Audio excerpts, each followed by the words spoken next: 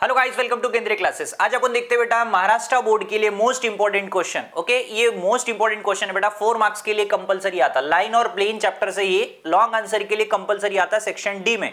Last year पूछा था बेटा, प्रीवियस ईयर में 2023 के महाराष्ट्र बोर्ड के पेपर में देख लो, आपको ये शॉर्टेस्ट डिस्टेंस 3 मार्क्स के लिए पूछा था और foot of the perpendicular 4 marks के लिए पूछा था। ओके, तो यहाँ पे क्या बोला बेटा, find the length of the perpendicular 2, -3, 1 then to the line x plus 1/2 y minus 3/3 z plus 1/-1। ये कार्टेशियन लाइन देके रखी, उसके बीच का आपको डिस्टेंस बनाना है और डिस्टेंस निकालने के पहले फुट निकालना पड़ेगा। ठीक है, तो सबसे पहले डायग्राम देख लो बेटा, फुट ऑफ द परपेंडिकुलर मतलब होता क्या है। ओके, ये परपेंडिकुलर बेटा, ठीक है।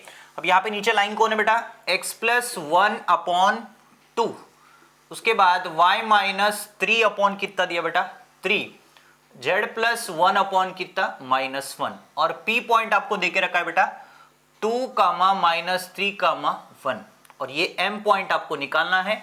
उसी को बोला जाता है फुट ऑफ द परपेंडिकुलर बोला जाता है। क्या बोलते हैं बेटा, foot of the perpendicular. Okay, ध्यान से देखो, सबसे पहले देखो बेटा क्या लिख सकते हैं अपन, x प्लस 1/2 y माइनस 3/3।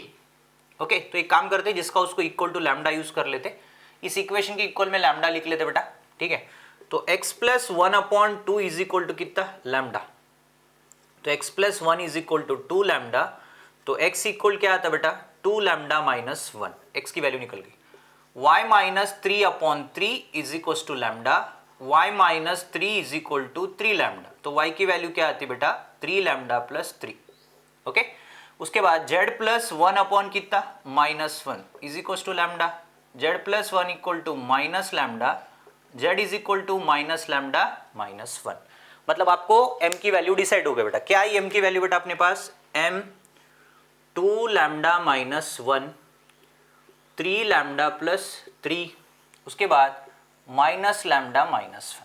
ठीक है, अब देखो बेटा यहाँ पे नेक्स्ट क्या करना है, pm का डायरेक्शन रेशियो कर सकते या फिर पोजीशन वेक्टर बोल सकते। pm का पोजीशन वेक्टर क्या आता बेटा m minus p, m minus p मतलब क्या होता बेटा 2 लैम्डा -1, p बोले तो कौन है बेटा -2, जैसे कि x2 minus x1, y2 minus y1, z2 minus z1। ठीक है, किसका pm का, और 3 लैम्डा प्लस 3, उधर कौन है -3 का क्या होता +3, माइनस लैम्डा -1 उधर कौन है +1 है, तो इसका क्या होता -1 होता।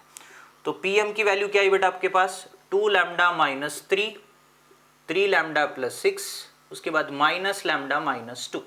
एवरीवन क्लियर, pm निकल गया बेटा।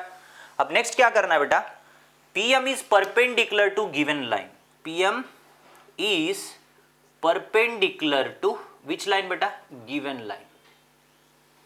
कौन सी लाइन है बेटा, ये दोनों का जो निकल गया, pm is perpendicular to given line. तो परपेंडिकुलर का फॉर्मूला क्या बेटा अपने पास, a1 a2 plus b1 b2 plus c1 c2। Okay, ये दो लाइन अगर परपेंडिकुलर है तो ये परपेंडिकुलर का फॉर्मूला है। ठीक है, अब देखो बेटा, क्योंकि देखो बेटा ये जो pm है वो किसके परपेंडिकुलर में, लाइन के perpendicular, pm is perpendicular to given line. तो अपने को a1 बोले तो कौन है बेटा, ये अपना a1 है, b1 c1। ओके, और ये जो लाइन है बेटा, ये जो 2 है रेशियो a2 और b2 और c2।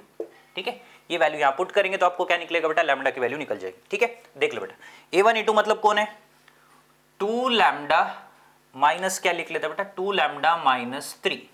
ठीक है, मल्टीप्लाई बाय कितना है बेटा अपने पास 2, प्लस b1 कौन है बेटा मेरे पास 3 लैम्डा प्लस 6, मल्टीप्लाई बाय कौन है बेटा अपने पास 3। ठीक है, 3 जाना बेटा। ओके, उसके बाद c1 की वैल्यू देख लो बेटा, c1 की value minus lambda -2, minus lambda -2 multiply by कितना -1 इक्वल टू 0। 2 2 जा 4 लैम्डा, 3 2 जा 6, 9 लैम्डा, 6 3 जा 18 और minus into minus plus lambda और +2 इक्वल कितना बेटा 0। ठीक है, हो गया काम बेटा। 4 लैम्डा और 18 लैम्डा हो मच बेटा, 4 लैम्डा और 18 लैम्डा कितना हो जाएगा बेटा, ये सॉरी 4 और 9 13 लैम्डा, 4 लैम्डा और 9 लैम्डा 13, 13 प्लस 1 कितना 14 लैम्डा। ठीक है, अब उसके बाद अब यहां पे देखो बेटा 14 लैम्डा हो गया, 18 प्लस 2 कितना 20, 20 में से अगर -6 निकाला तो बचेगा कितना 14 इक्वल टू 0।